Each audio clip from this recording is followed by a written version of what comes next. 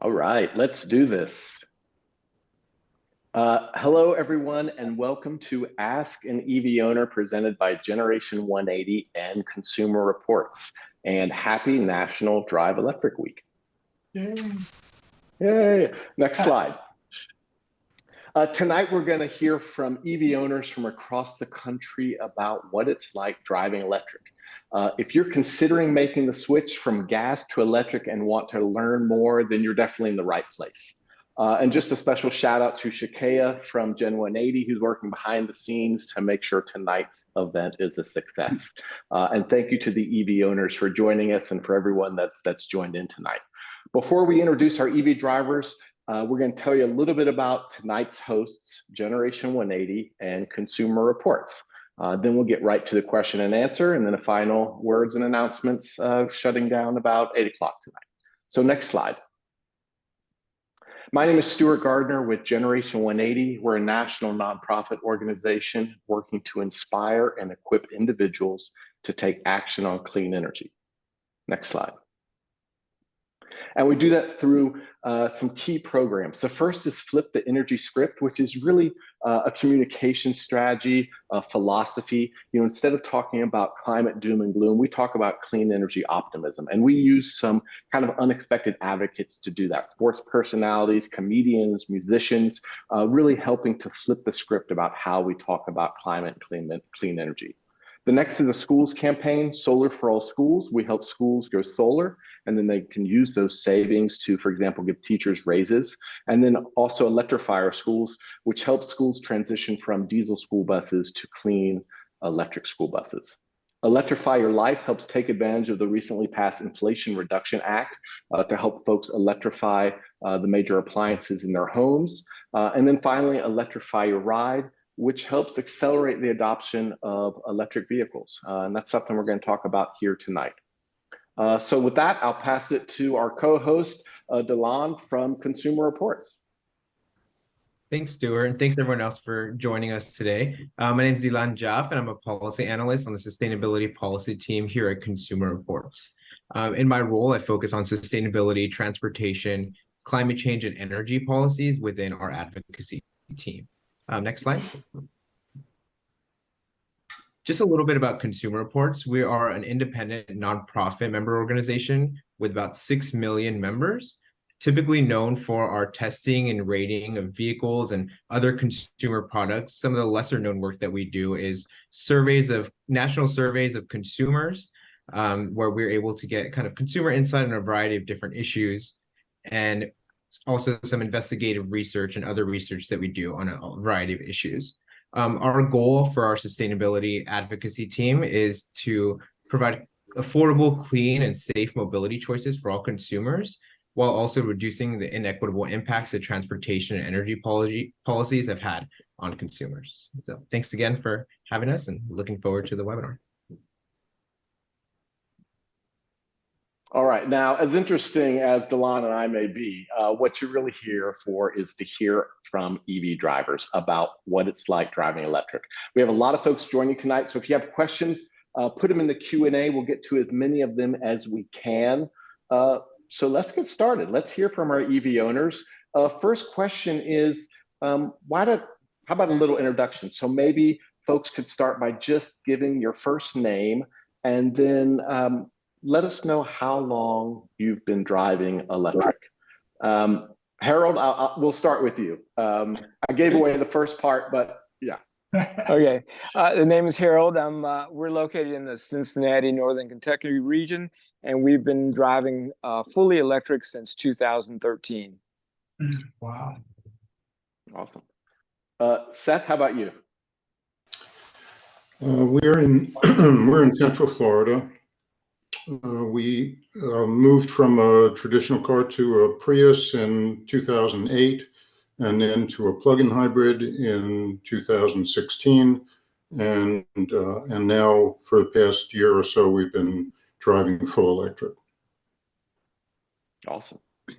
Rach, tell us about how long you've been driving. Rach, I have been driving fully electric for about 18 months now. I was moved to a hybrid in 2012, and then just kind of knew my next step was going to be into EV once, they had some more options available. Awesome. How about you, Celine?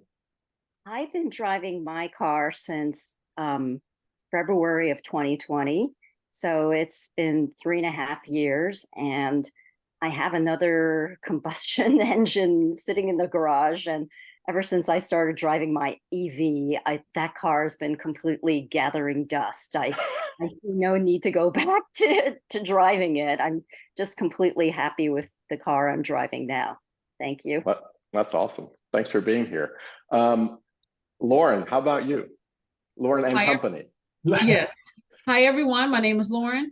I have my partner down here, Bradley. He'll speak in a minute. But we are from Hampton Roads, Virginia, and I think we're the newest EV drivers.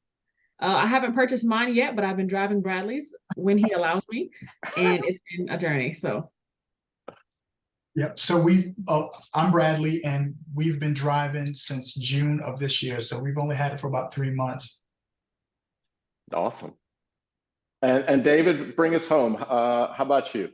Sure. So October will be 4 years for me driving an EV. And I did drive a Prius in the past and really got off on maximizing my efficiency and regenerative braking. So EVs were a logical step for me to make. So my car is 4 years old, but this car is my wife's, which is just a year old. So we're now a 2 EV family. Nice. And I'm sensing a family trend of a little bit of relationships are about compromise, and you got to share that EV if there's only one in the family. I appreciate that. Yeah, and up for the next question. This is something that I'm sure you all typically hear, but when you got your EV, how did your friends or family react when you decided to go electric? Maybe we could start with Bradley and Lauren, since they are the most recent, maybe still getting some of those comments. Awesome. So initially, everybody was super surprised. I didn't get everything was pretty much positive. We did have a lot of questions, but it was a super thought out decision, because we also we did solar panels as well. So it was something that we were planning down the road. So so everybody acted super, super positive. They were happy for us. yep, I would say lots of questions. There was a sense of, I really don't know what's going on here, but Lauren and Bradley are the techies, so I trust them anyway. And yeah, it took us a long time to make our decision. There was lots of deliberation and spreadsheets. So we finally, made our choice, and it was great.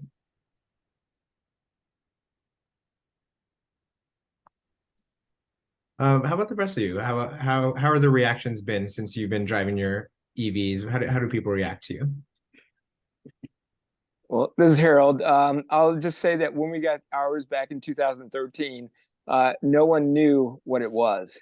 And so I had to explain to family, friends, and neighbors about the car. And then most of the, they were glad that I had the car, but they didn't want it. They felt that, oh, electric, you can't go anywhere. And they didn't realize that at that time I had a job where I had to drive anywhere from 50 to 75 miles one way, and it cut down our cost tremendously. Yeah, I would say that nobody was surprised in my circle of friends and family. We also have 2 racks of panels in our backyard, and our history of hybrid and plug-in hybrid. And then this was just the magical next step. And it took us an extra year to actually get the car, because there was quite a bit of wait for the cars that we were looking at in 2022, when we kind of placed a hold on 2 cars that we were interested in. So I live in the Los Angeles area, and Teslas are pretty popular here. So I don't think anyone was surprised that I was considering an electric car, especially since I've been talking about it for at least 10 years. I mean, ever since that movie came out, Who Killed the Electric Car, I was wondering when are these cars going to be finally coming out? And in 2020, when my Lexus was finally starting to break down, I was considering a hybrid, but then I thought, I've always wanted an electric car. I can afford the Bolt, so why not get it? And so I sprung for it, and I've been really pleased with it because with all of the rising gas costs, if anyone needs to go anywhere, I'm always the one to volunteer because it's fairly inexpensive for me to drive, and I think my friends are certainly happy that I have an EV. So yeah, no real surprises.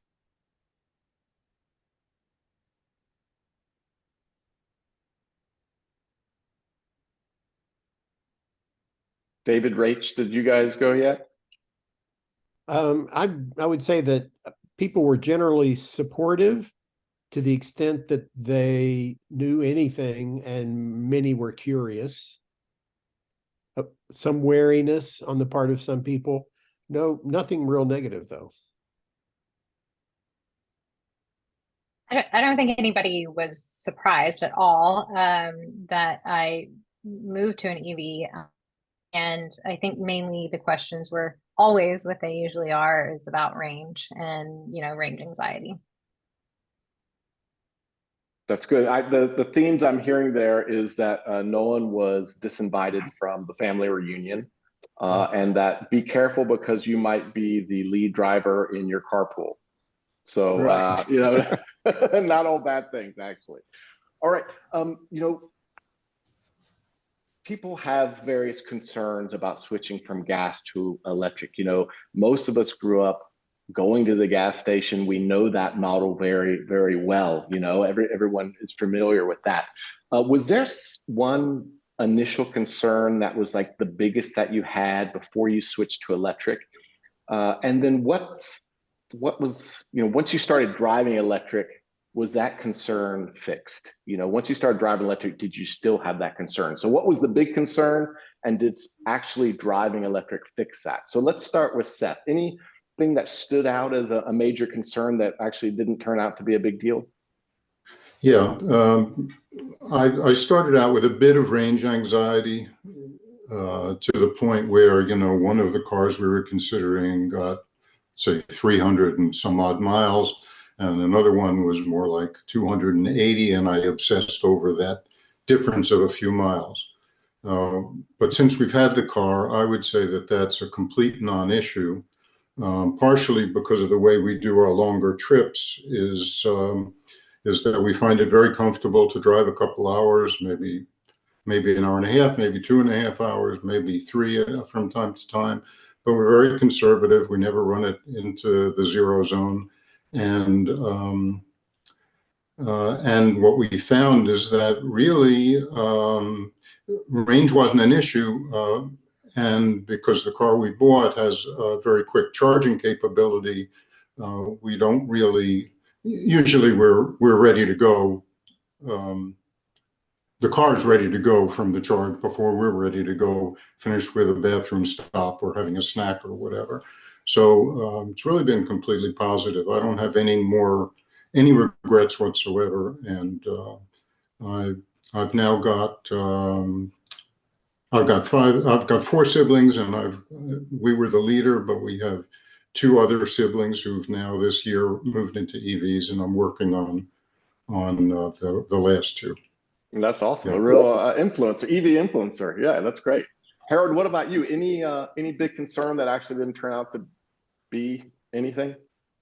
I guess initially I was worried since I had it was going to be my only car. I replaced my gas car with all electric, but I did a little research beforehand and looked at how many miles I was going to have to drive, and it was great because I could charge in the garage, go to work, come back, no matter where my work was. I covered the whole range, And then I woke up every day with basically a full tank. So I guess initially, again, range anxiety at first. And then when I started driving electric, that went away. Nice. Rach, how about you? Something that was eating at you, and then you're like, actually, this is not a big deal. It was really same range anxiety. I think that was the biggest thing, was I didn't want to get stuck somewhere. And I will say it really totally changed when I actually got one. I realized that I don't drive that much to worry about that. Like, I can get anywhere that I would need to go. And, like the only time I would have to plan is if it was like a long trip, but anywhere that I go, I can do it on one charge, if, like not multiple times, because I just don't drive enough for that to be a true concern. And having charging at home, it's easy to pop it in the charger at night and wake up to a full tank, like you're saying. Awesome. Bradley, Lauren, being, maybe that issue is still fresh in your brain about, being a little hesitant. Have you had enough chance to realize it hasn't been an issue, or what's that been like? Any big concerns? Yeah, no major concerns. Range anxiety was initially our concern, but we planned it out. Being able to charge from home is a godsend, is really, really helpful. And then what I've noticed is, even with public charger and as the charger infrastructure increases, you're more attentive to where you can charge. So they're opening them up, at Wawa's and Walmart. They're making everything more accessible. So that eases our, concerns for the most part. But we did start with a vehicle that could get at least 300 miles.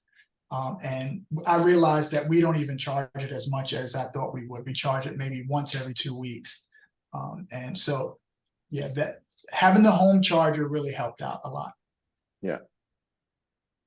Lauren, you agree? Everything he said, he just took right out of my mouth. So yeah, range anxiety was an issue. And also because we live in an area that is a little bit slower on the development end. So we don't have access to as many chargers yet, but it hasn't been a problem. Nice. David, and then Celine, anything that stood out initially and then didn't turn out to be a big deal? I would echo what others have said. I had some range anxiety at first, but that's something you are easily able to unlearn with experience.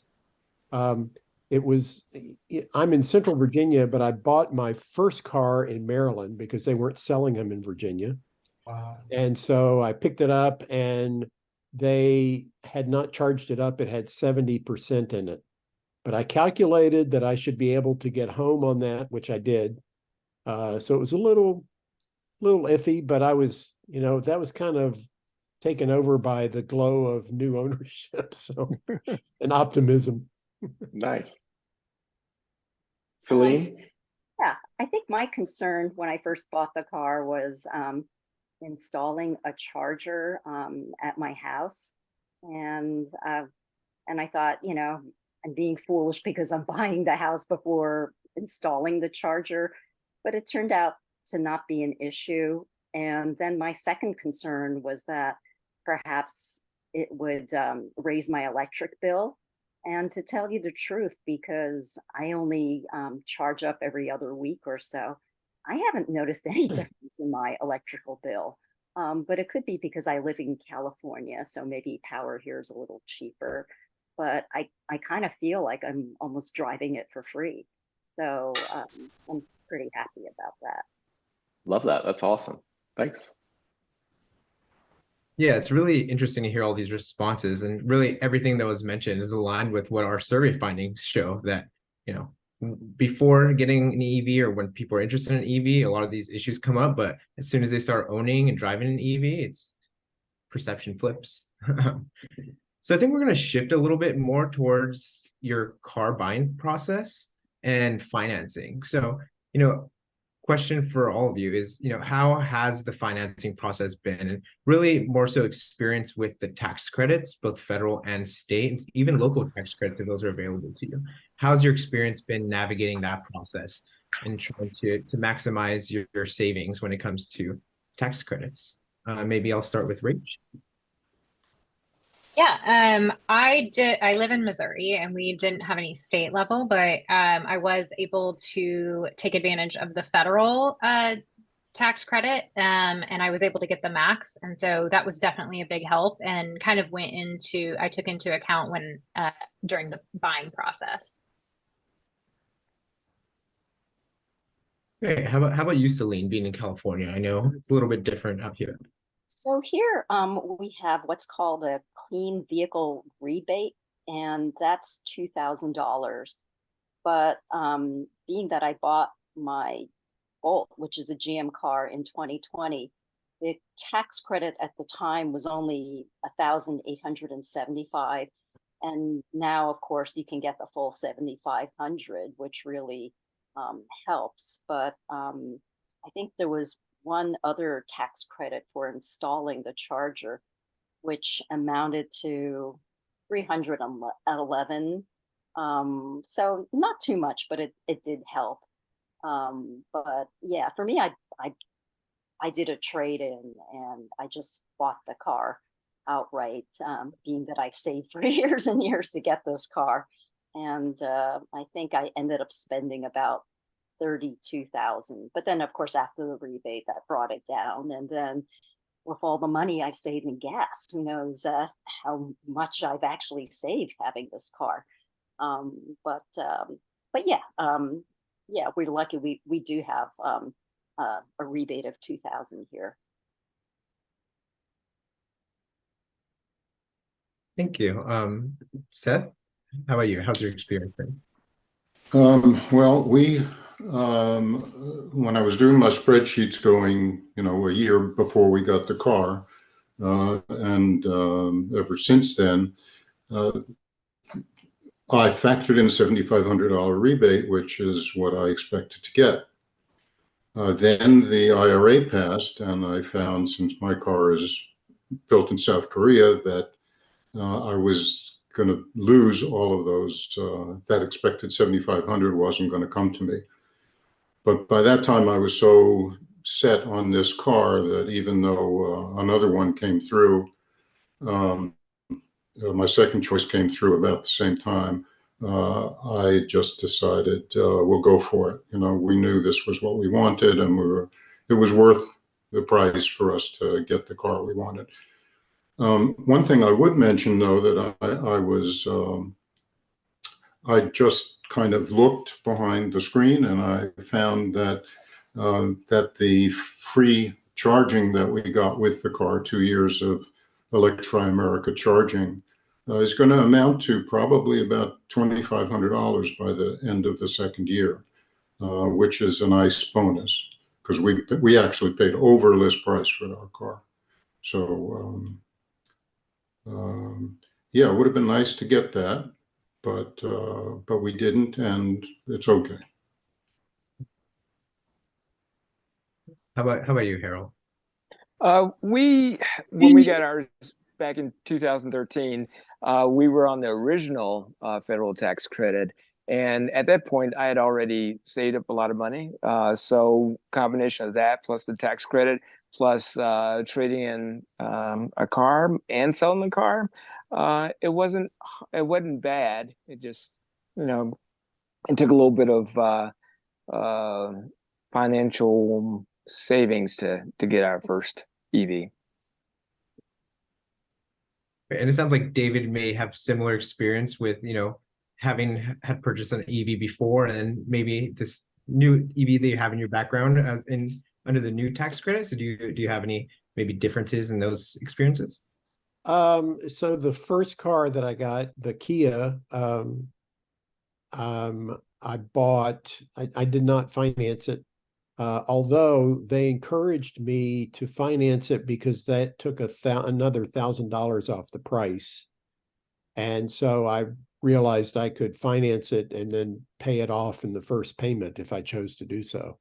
And that only cost me a little over $100 in interest that first month. And so that qualified for the $7,500 tax credit. And then this car that we got just over a year ago, we got in just under the wire because it's made in Germany. So it now would not qualify, but it did prior to the signing of the Inflation Reduction Act. So we were able to do that. I should also mention that with my Kia, there was a tax credit for installing a charger, which I tried to get, but because of the math in my particular return that year, my income precluded my being able to take that. But that was something that I learned about that first year. People should be aware of. Yeah, definitely a great thing to take note of. Yeah. Bradley, Lauren, being the newest owners and having purchased within this calendar year, how's your experience been trying to access the new tax credits? So I think I fall in the boat right now because we have a Hyundai. Once again, is built in South Korea. We're not eligible for the federal tax credit because it's not built in the United States. But the dealer also have different incentives to, assist us. And then of course you get tax credits on installing the charger and the charger itself. So there's a few, and then we're also maxed out on solar, the credits because of solar right now. So we're getting tax credits still for solar. So right now, it wasn't a huge determining factor. Ultimately, we were more concerned with getting the best car at the time. For the tax credit didn't play a role in our decision making.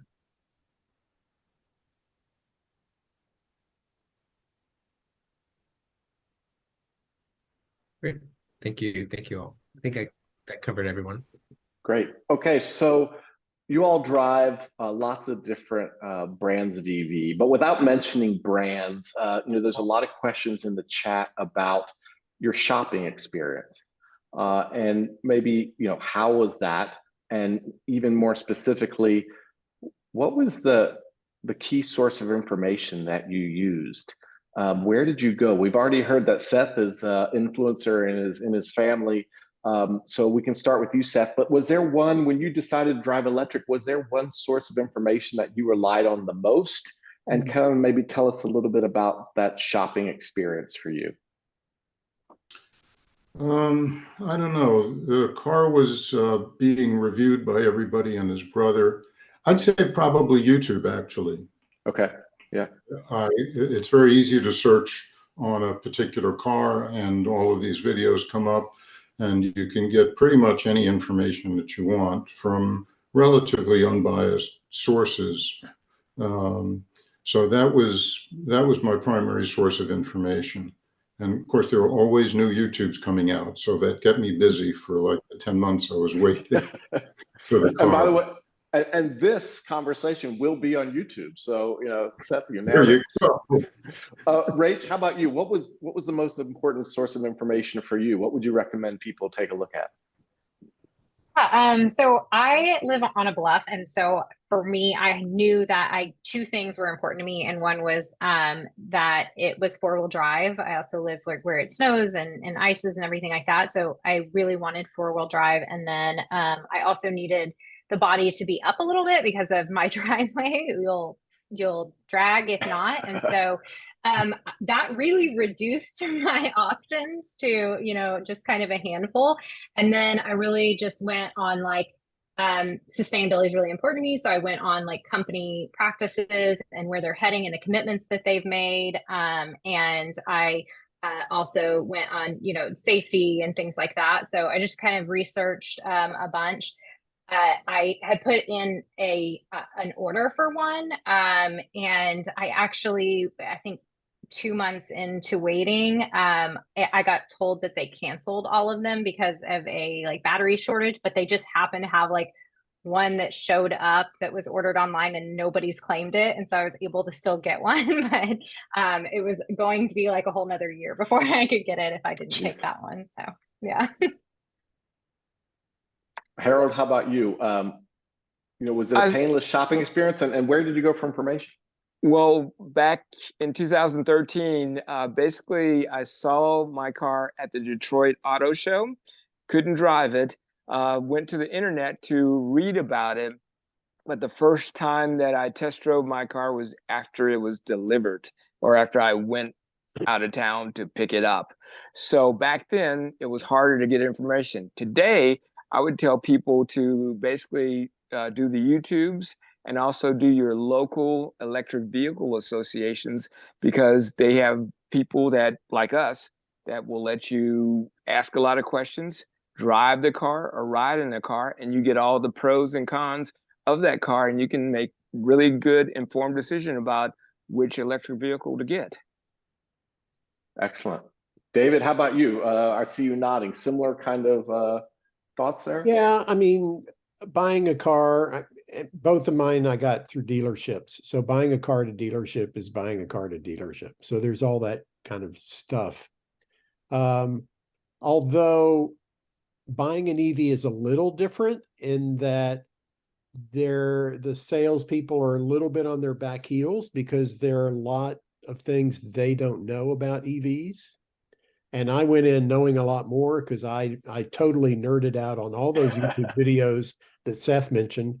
And a shout out to the Batteries Included podcast. I'll throw that out there. Those are some great guys. But we did not get stiffed with a big market add-on to the price. Paid MSRP for both of the cars, and that was nice. Although that would have not ever been acceptable for me in the past buying a car, but in this case it was. So yeah. Lauren and Bradley, who or what did you turn to help make your decision? So ours was, if you don't mind, ours was pretty complicated. So what we did is we tried to narrow everything down with the spreadsheet. So we compile in multiple sources: Car and Driver, YouTube, everything that we can think of, EPA, and we compiled a list. And then once we narrowed it down, then we actually went to the dealership and to schedule test drives. And that's where the problem started, because availability. And so because it's post-COVID, they didn't have a lot of inventory. And I was very specific. I wanted to drive the car with the trim level I wanted. I didn't want to purchase a vehicle without driving it first. Yeah. When we did decide to get our vehicle, it was the only one in Hampton, Virginia, basically. Wow. So we got lucky, really, to get it. But other than that, the dealership, the experience itself was fine outside of finding a vehicle. Yeah. So my partner is very meticulous. So there was lots of, the spreadsheet was interesting. But we certainly traded our nightly movie night into, we're going to do research on YouTube. So YouTube is a little tricky because you have all types of opinions. However, we went to the unbiased people who already had EVs. We did a lot of research there. And like Bradley said, we just, came to our conclusion that way. So nice. Celine, how about you? What was that shopping experience like, and who or what did you rely on to kind of help inform you? Oh, okay. I think for me, it take a long time to do everything. So the actual shopping process took about 2 years of research. And I think I finally settled on the car I have now in the final month before I bought it.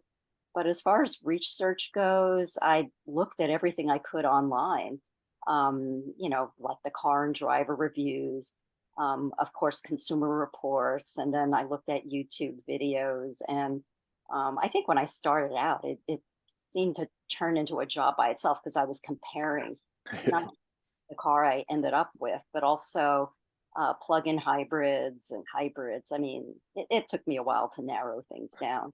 And then as far as the car shopping process itself, I think I was a little pressured to buy when I did, because this was February of 2020. And I kept thinking, oh my God, everything's going to shut down in a month or two. And I kind of wish that I had been able to perhaps go to a few dealers. But by that time, I thought, I thought I was kind of like going against the clock. And I thought, I put so much time into this already. It's time to buy. But I have to tell you, I love hearing about all the spreadsheets that were done. I mean, it's the way to do research on a car. But yeah, I mean, I ended up with a fairly nice salesman, but the car buying process is just, not fun. You do have to kind of push, and I'm not sure I pushed hard enough. But yeah, I mean, ideally, you shouldn't be under any pressure to buy a car. You should be able to walk away and do all that so that you can get the best deal. Yeah, totally. Yeah, so hearing, other EV owners, internet, Consumer Reports, of course, some other magazines. So you all sound like you were very well informed. All right, pass back to you, Delan. Yeah, thanks for that plug, Celine. We do have resources on our website. So if any of you are looking to, research cars or see, what kind of EV is right for you, feel free to go over to our website and look at some of the tools that we have. So we touched on this a little bit, but a lot of our research at Consumer Reports shows that EVs provide significant savings for consumers transitioning from internal combustion vehicles to electric vehicles. I know Celine mentioned that hasn't really made an impact on her electric bill, and may even feel like you're driving for free. So just generally, what have all your experiences been with the cost savings of owning an EV? Maybe Celine, if you want to give it a go again. Well, I think it's the usual. You don't have to tune up the car. You don't have to change the oil. Really, the only thing you have to worry about are the tires, the suspension, the brakes. Maybe some other things will crop up. I don't know. I mean, this is only I guess I'm going into my 4th year of ownership, but yeah, I feel like I've certainly saved, not only in terms of not having to go to a gas station, but also on the maintenance. And I mean, for a divorced person on a fixed income, I think it was really an ideal choice for me to go electric. I think it's good for people to realize, I think, that EVs are more expensive up front to buy. There are more and more affordable ones coming along, and that will only improve. But once you're past that, they are so inexpensive to operate and maintain, because the fuel cost in terms of electricity is much less than gasoline, and maintenance is virtually zero. The first time I took my Kia in for its first major service, they shoved the usual sort of laminated sheet of oil change, tire rotation, and all that. And I said, well, it's an EV. It doesn't need its oil change. And actually, I had my tires rotated last week at a place next door to my work at the time. And they said, well, we don't know what we would do except just look at it. And so I left. I mean, they weren't even interested in providing service because there's not that much to do. And it's a time saver too. Think of the time that we're saving, not having to go to a mechanic or a car dealership or a gas station. So that's a bonus as well. Yeah, Harold, I see a lot of nodding coming from you, just being a longtime EV owner. Are you seeing similar savings? Oh yeah, you don't have to do all the maintenance because there's not a lot of maintenance. You do have to change the windshield wiper fluid at least once a year, maybe twice a year. But as far as fueling your car, I did work it out since I was driving a lot that it raised our to fuel the car to go 100 miles, it would cost me like $4 to $5. In a gas car, which I got rid of, it would have cost me about $14 to $15. So it was a great savings since I had to drive a lot.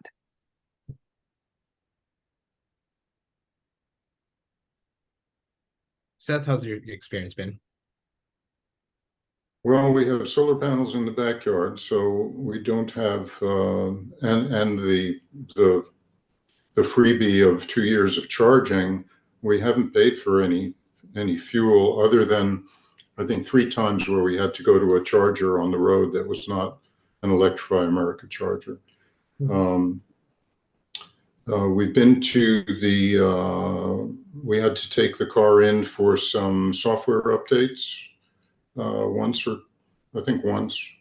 And we have a cosmetic issue with one of the seats. And that's turning into more of an annoyance because parts are difficult to get. And that seems to be across many of the manufacturers.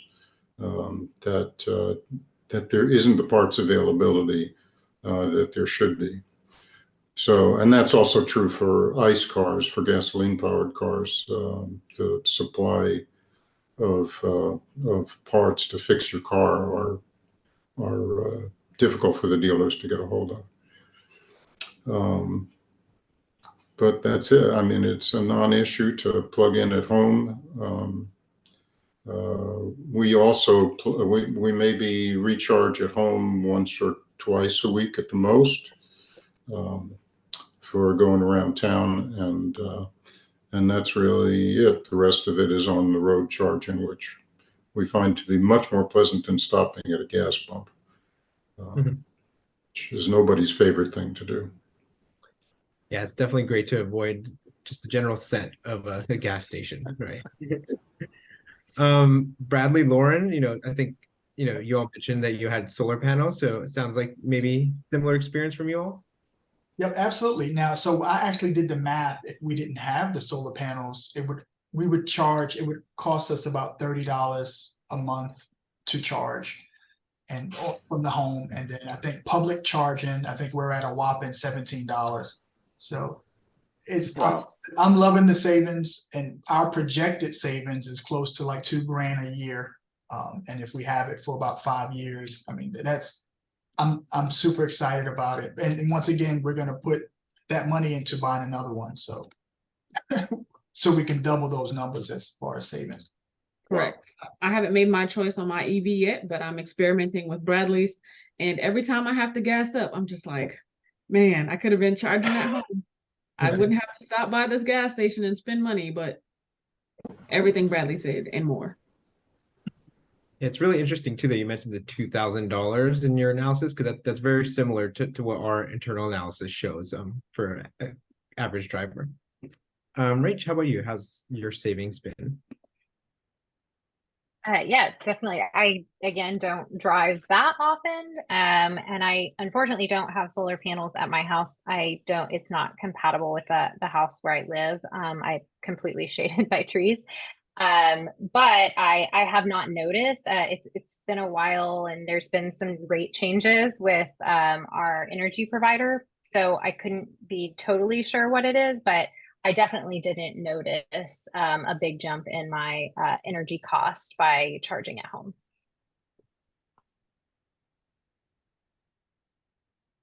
Yeah, it's great. It's great to see that there's overall, a ton of savings, and just really, really great to hear that from across the board. This is seems to be a popular question, especially as we're moving towards fall and winter. Few people have asked this in the Q&A. Cold weather. I've seen some studies about how long you can leave an EV. With the heat on, it'll last you for a certain amount of time. But I think Rach and maybe some Virginia folks living in cold areas, has that been like a nightmare scenario? Have you even noticed it? Does it perform just as well as your old gas car? Tell us about that whole cold weather, winter weather thing. Have you experienced any negative elements to that? I have not. I'm sorry. Go ahead. I have not. I actually test drove my vehicle while it was snowing and everything. I decided to opt to get the cold weather package that had a heat pump to help the battery and range be a little bit longer. But it gets very cold in Missouri, and I have not seen really any impacts. And it may be because of the heat pump. I'm not sure, but I definitely haven't seen any. I think I saw we had a really bad cold front come through where it was like the coldest it's been on record last December. And I think I noticed a slight dip in the range that I had, but just barely. So batteries operate through chemical reactions, and those are susceptible to temperature. And they slow down in the cold. So in cold weather, range will go down, in some cases up to 30%. I've read, in my experience,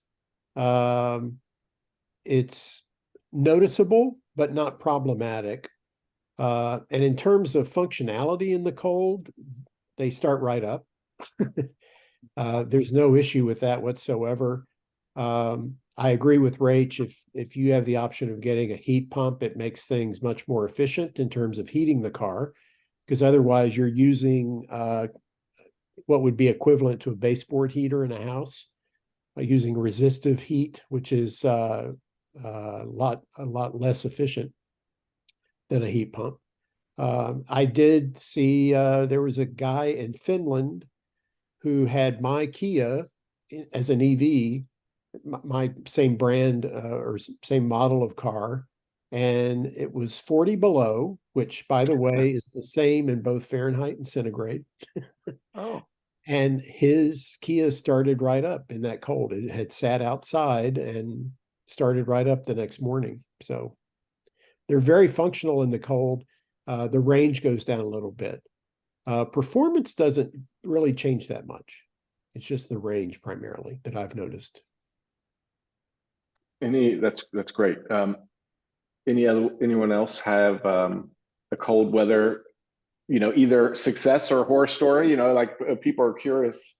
Stuart, we in Cincinnati area, we get snow sometimes, maybe not as much as some of the other folks, but we do get snow. We also have hills around here. So because the battery is low in the car and there's a low center of gravity, it's pretty stable and safe Oh, wow. driving in the snow. A lot of times you'll see some of the regular gas cars on the side of the road being pushed to the side because they can't get up the hill.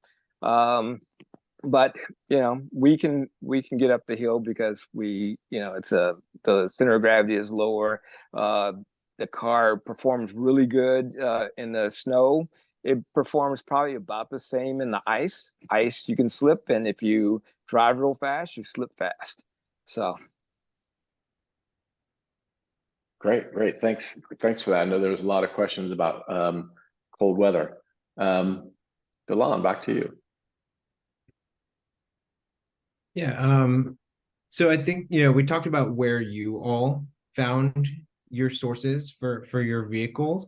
And it sounds like, Seth was even able to be a spokesperson for electric vehicles. But when friends and family are kind of considering a purchase, or if you're just thinking about general sources for potential EV drivers, what kind of advice would you give somebody that is considering an EV, and how would you help them go about that purchasing decision? David, do you want to get started? Sure. I think the most important starting point in deciding about an EV is how will you use it? If it's a vehicle that you're going to mainly putter around in town and not take very far, that's one kind of use case. If you take lots of road trips for long distances, that's another kind of use case. And so starting from that point is important. When I bought my first car, I was interested in getting as much range as possible, and my Kia had a pretty large battery for the size of car that was. It has a range. It was rated at 234, but it's more like 250. And now I primarily use it around town, and it's almost like I only charge once or twice a week. So I'm kind of like, I'm carrying around all this heavy battery that I may not need to. So that's one kind of a consideration. Use case. Great. How about you, Seth? What are some of the things that you're telling your family members when they're thinking about purchasing an EV? Well, I mentioned before, charging speed, I think, is important if you go on road trips. But my sibs are all pretty smart people, and And my sister did run past me what she was planning to do or expecting to do. And I thought she had reasoned it out pretty well. So I don't need to do a whole lot of work with them. One of my other sisters, I'm working on her for the solar panel angle.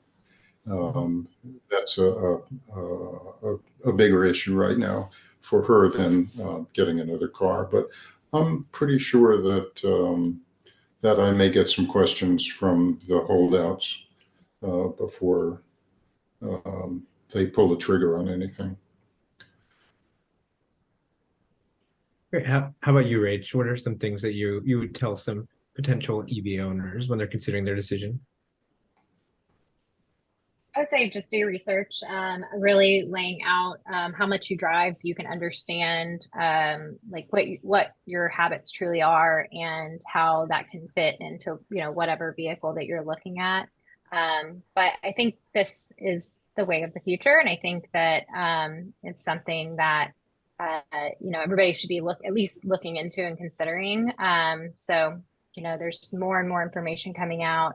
You can always ask people. There's lots of forums online, so just, you know, do your research and get your questions answered.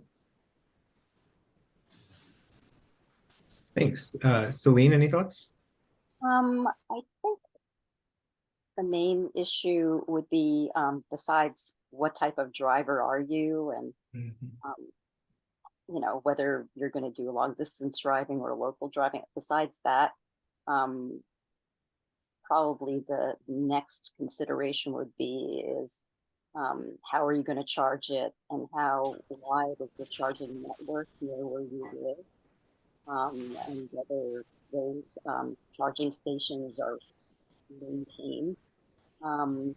So yeah, I would think that how you're going to charge a car is an issue that hopefully in the future won't be such a problem.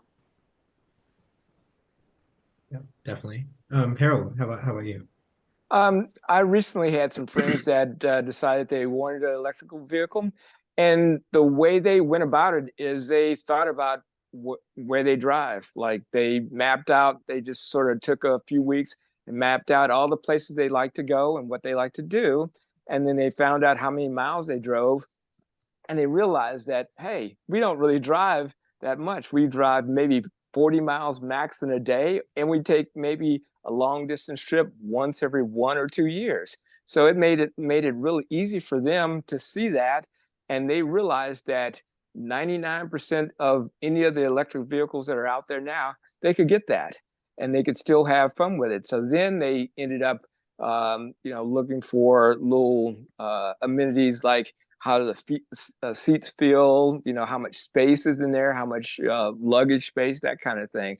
But and then they would talk to the local EV owners club and talk to them about the pros and cons of the few that they narrowed it down to, and they found out some additional information, and then they bought their EV and they're happy. Yeah, that's great to hear. Lauren, Bradley, I mean, it sounds like Bradley may be giving, you know, you some advice on potential EV purchase coming up soon, but what are some things you all would, you know, let a prospective prospective EV owner to consider? Outside of the research, I look at, once again, we look at all of the incentives, if the vehicle's reliable, we look at a lot of everything. But there's nothing like test driving that vehicle, or even being a passenger in that vehicle, and that instant acceleration hits you, and all of the technology you're surrounded in, whether the screen is immersive. And so the feel was more important, was super important. So I would definitely tell everyone who's interested in purchasing one, at least go test drive it and see. And I worked out the charging. I was going to make the charging work irregardless, you know. So even being on the East Coast, there's less chargers than the West Coast by far, I mean, thousands. So we also looked at the longest distance in which we were driving, and we based it off that as well. We can do that in a turnaround trip without charging, so that helped as well. But yeah, research and test drive. I would go off of 5 things. Definitely feel the car out. That's number one thing. So actually get in the car. I know it's kind of hard to, do you have this car nearby in a local dealership, but try to get inside the car and actually drive it first. The second thing is, are you willing to do the learning curve? Because there was a bit of a learning curve when it came to driving an EV. I'm still trying to adjust myself. And look around at your city. Is your city developing, or is it a dying city? Are there more people coming in, more younger people? Are they buying casinos? Are they building up things? Just take a look at that. That's going to tell you, like, if you're going to have, chargers accessible out in the public in the future. What type of driver are you?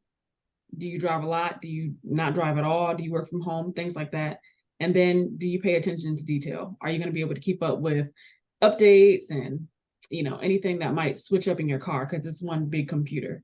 So that's what I would recommend. All right, good advice. We have time for one final question. It's a lightning round question. It's one of the favorite questions. Everyone wants to know. It's easy. It's yes or no. So the question is this, final question of the evening, then we'll let folks go. You drive an electric. You used to drive gas. Will you ever go back to driving a gas car? Will your next car be gas? Celine, next car, electric or gas? Rach, how about you? Oh, no, absolutely not. I hated going to gas stations, like the bane of my existence. So definitely not. Seth? Absolutely electric.